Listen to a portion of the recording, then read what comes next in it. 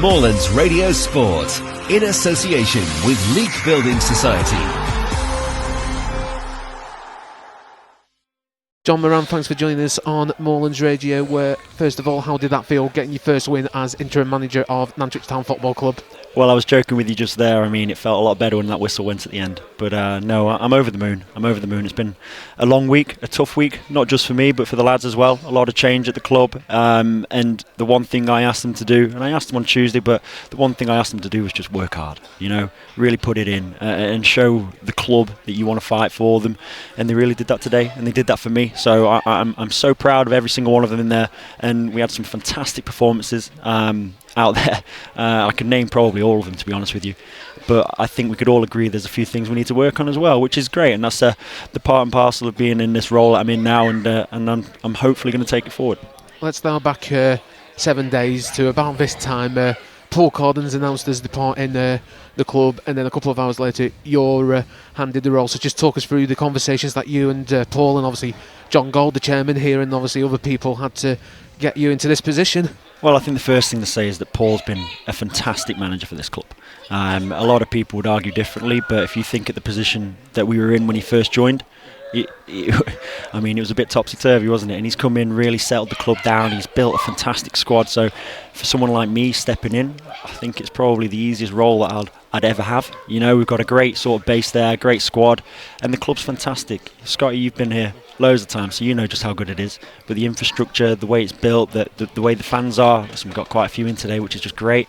So yeah, no, it was an interesting one when I got the call from John early morning Saturday, just sort of explaining that Paul's been offered this role, and I think obviously for him, from his perspective, it's a bit of a no-brainer, closer to home, 2 leagues above, somewhere he's been before, and I really, really hope that he does a great job there because he deserves it. So yeah, I was asked to just be ready to fill in and try and take the club forward for however long it may be.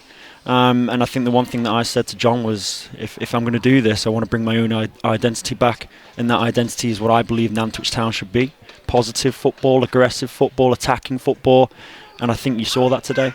And I just want people to work hard and enjoy themselves, because I think that then resonates with everyone else. You have been with this club since you were 17 years old. You've played over 100 games for them. Did you think when you joined this club in April 2015 that you would be one day stood here, as manager, even if it's just in an interim spell? Well, I didn't think I would be 2 weeks ago, let alone when I was back then. But no, listen, it's a good story. I've been probably back and forth a couple of times, really, and I think the one thing that John Gold will say, that the grass isn't always greener, and that's one thing I've noticed, and I think you could probably say that about all the lads who do come here. They'll always say that this club's fantastic. So yeah, no, it's I'd say it's a dream come true. But did I dream about managing Nantwich? Maybe not, but I'm here, so and I'm enjoying every minute of it. Yeah, and I spoke to your mum and dad before, and they were really proud of you for doing it. I'm sure they're going to be even prouder that you got the victory today. Let's talk about the game. Went ahead after 3 minutes. It was almost a dream start for you. Yeah, no, absolutely. And James Malado's been fantastic. I mean, he's such an aggressive footballer. He's an athlete. There's one thing I've been asking him to do is really show that. He did it at times on Tuesday night, but today he really showed it. First 5 minutes, that's exactly what we're asking for. Get around the byline. Cal Saunders tuck inside, that's the natural position for him.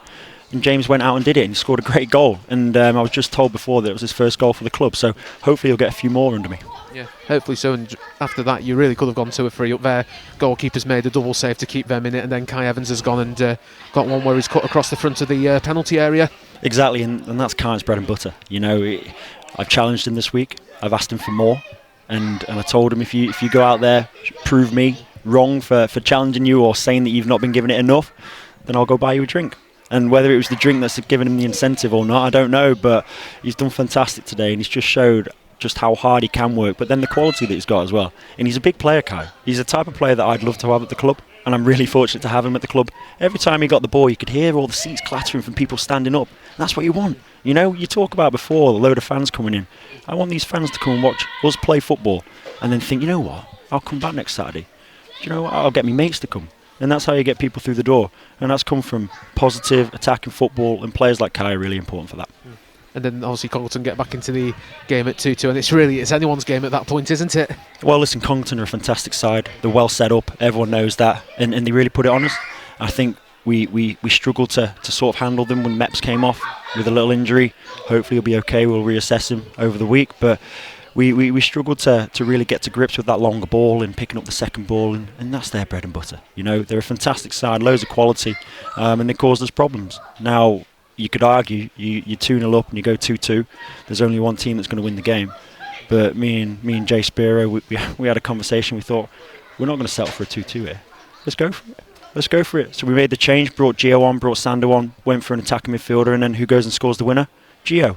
So listen, I might as well just take the credit for the win there, but I won't do. I'm only joking, but the lads were fantastic, and they had to really show some true grit towards the end, because Congleton are a fantastic side, and there won't be any pushovers for a lot of teams this season. So yeah, really happy with them, and over the moon. Yeah, and you just said that people have come in, 724 in attendance, and if they haven't been given a great advert of football, you never will in this level, because that was a fantastic game overall. Exactly. Two good sides, great game of football, loads of goals, so who can complain?